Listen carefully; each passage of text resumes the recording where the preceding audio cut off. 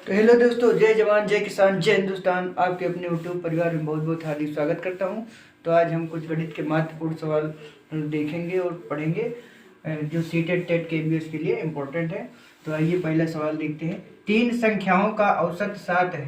तीन संख्याओं का औसत क्या है? तीन संख्या का जो औसत है वो कितना है? आपका 7 है। तथा पहली दो संख्या का औसत 4 है। तथा पहली दो संख्या का औसत जो है वो बराबर कितना है? 4 है। तो तीसरी संख्या ज्ञात कीजिए या बताइए। तो तीसरी संख्या बताओ। तो कैसे ज्ञात होगा आइए हम जानते हैं। तो तीन संख्या का औसत कितना है? 7। तो इसका योग क्या होगा? जब तीन संख्या का औसत 7 है तो इसका योग क्या होगा? इस 3 से इस 7 को गुणा कर देंगे। बराबर 3 गुणे 7 बराबर 21 आ गया। फिर आगे पहली दो संख्या का औसत 4 है।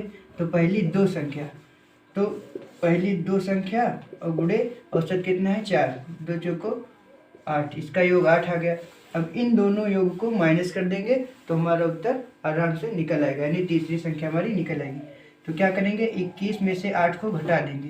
तो 21 माइनस 8 बराबर 13। ये हमारी तीसरी संख्या। तो तीसरी संख्या बराबर क्या हो जाएगी? तीसरी संख्या बराबर 13 होगी। यही हमारा सही आंसर होगा।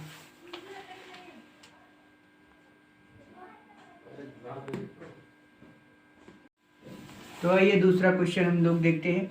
कितने वर्षों में 12% वार्षिक दर से रुपये 3000 का साधारण ब्याज रुपये 1080 हो जाएगा? तो ये सवाल को पहले समझते हैं। तो दिया क्या क्या है सबसे पहले ये हम लिखेंगे, उसके बाद ही सवाल को हल करेंगे। तो यहाँ क्या क्या दिया है? दिया है तो दिया है मूलधन बराबर 3000 रुपये, ब्याज बराबर 1080 रुपये और दर बराबर 12% वार्षिक दी गई है। और निकालना क्या है? समय निकालना है। ठीक, तो कितने वर्षों में यानी समय हमको निकालना है। तो आइए सूत्र देखते हैं। तो सूत्र होता है साधारण ब्याज बराबर मूलधन गुणे दर गुणे समय बटे 100। तो साधारण ब्याज हमको कितनी दी गई है?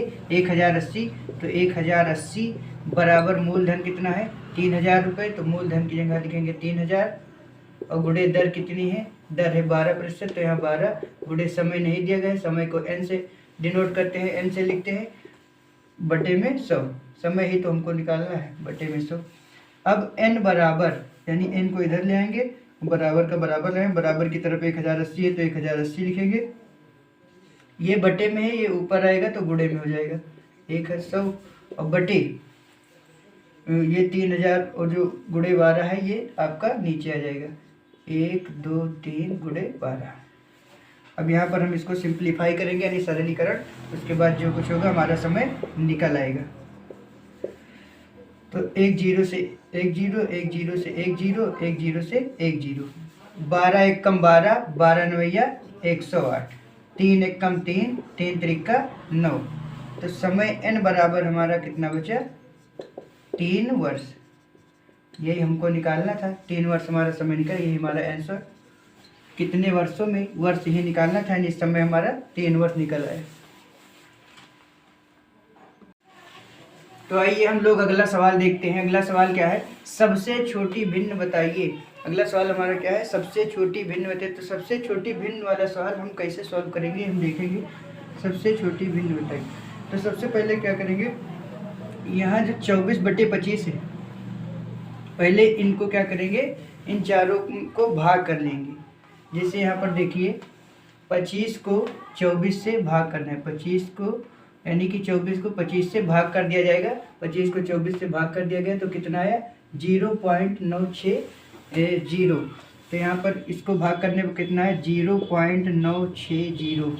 ठीक, इस वाले को जब भाग किया गया तो 0.909, इस वाले को भाग करने पर कितना है? 0.909। इस वाले को भाग करने पर कितना आ रहा है?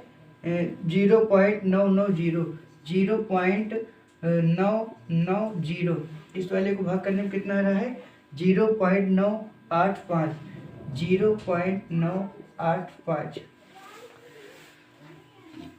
साइड में हमने भाग कर दिया है, जिसको नहीं समझ में आएगा वो भाग कर लेगा। तो इन सबको जब भाग करेंगे आपस में तब क्या होगा, यहाँ पर ये देखना है कि जो दशमलव वाला उत्तर आया है भाग करने पर सबसे छोटा इसमें कौन है। तो सबसे छोटा यहाँ पर क्या दिखाई दे रहा है, 0.909। तो 0.909 किस भिन्न से आई है, 10/11 से। तो सबसे छोटी भिन्न हमारी कौन होगी, सबसे छोटी भिन्न बराबर क्या होगी, 10/11। यही हमारा सही उत्तर होगा। तो अगला क्वेश्चन हम लोग चौथा क्वेश्चन देखते हैं।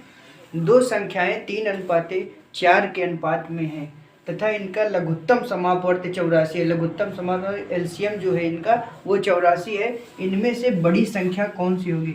इस तरीके के सवाल को लगाने के लिए आइए देखते हैं।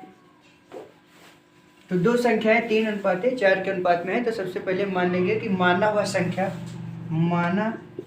संख्या बराबर 3x व 4x है। x के फॉर्म में लिखेंगे x के साथ।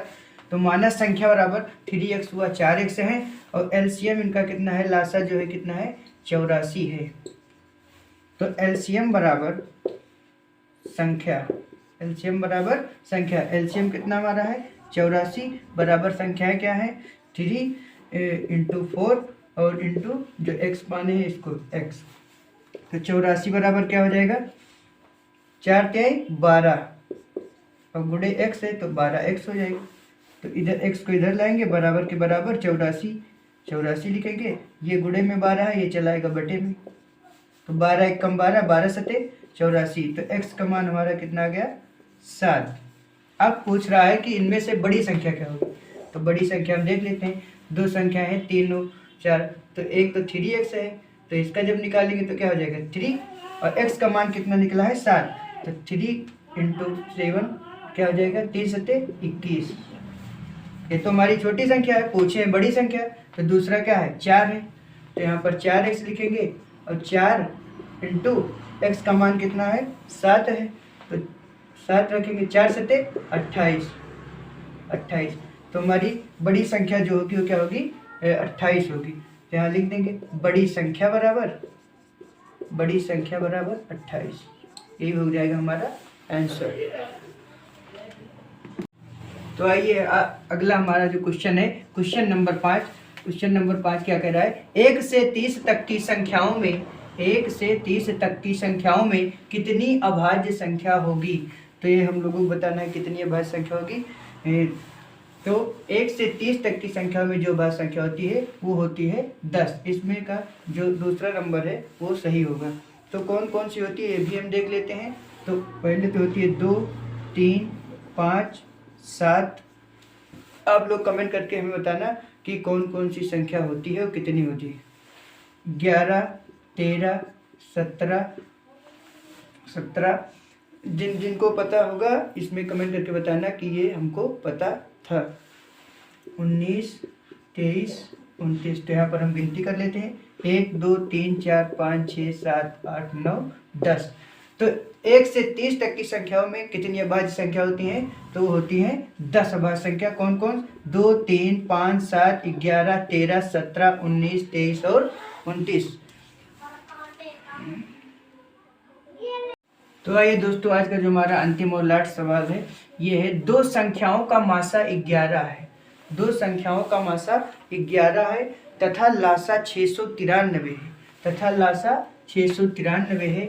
यदि एक संख्या इनमें से 77 है तो दूसरी संख्या क्या होगी। तो ऐसे सवालों को हम कैसे हल करते हैं जानेंगे। इसको हम हाई स्कूल में भी लगा चुके हैं ऐसे सवालों को। तो आइए देखते हैं कैसे लगेगा सवाल। तो एक फार्मूला ये होता है कि दो संख्याओं का गुणनफल बराबर, इसको हम हाई स्कूल में भी पढ़ चुके हैं। दो संख्याओं का गुणनफल बराबर लासा गुणे मासा। तो दो संख्याओं का गुणनफल बराबर लासा गुणे मासा, जिसमें से ये कह रहा है कि दो संख्याओं का मासा 11 है। तो मासा कितना दिया गया है दोस्तों, मासा 11 दिया गया है, गुणे तथा लासा कितना दिया गया है, लासा दिया गया 693। बराबर लगाएंगे। यदि एक संख्या 77 है, यानी कि एक संख्या जो पहली संख्या है वो 77 है, पहली संख्या 77 है, तो दूसरी संख्या हमको ज्ञात करना है। तो दूसरी संख्या क्या होगी, यही ज्ञात करना है। तो दूसरी संख्या तो दो संख्या का गुणनफल यानी पहली संख्या 77 दी गई है, गुणे दूसरी संख्या निकालना है, बराबर लासा दिया गया है 693 गुणे मासा दिया गया है 11। तो दूसरी संख्या के बराबर की तरफ जो लिखा है उसको ऐसे लिख लेंगे 693 गुणे 11 बटे, जो इधर है वो बटे में जाएगा, 77 इधर है तो इधर 77 बटे में चला जाएगा। अब यहाँ से हम इसको सिंप्लीफिकेशन इसका करेंगे, सरलीकरण, उसके बाद हमारी दूसरी संख्या आ जाएगी। तो ये देखते हैं, तो 11 एकम 11, 11 सत्ते 77, यहाँ से हम इसको काटेंगे, 7 एकम 7, 7 नवा 63, यहाँ बचा कितना 6 और यहाँ 3 फिर हुई 7 नवा 63। तो दूसरी संख्या जो हमारी होगी, तो दूसरी संख्या बराबर कितनी आ गई 99, यही हमारा सही उत्तर होगा। तो आशा करते हैं आपको यह वीडियो हमारी पसंद आई है, तो पसंद आई होगी तो कमेंट करके बताना। तो आज के लिए बस इतना ही, मिलते हैं किसी नेक्स्ट टॉपिक में नए एनर्जी के साथ, तब तक के लिए जय हिंद, जय जवान।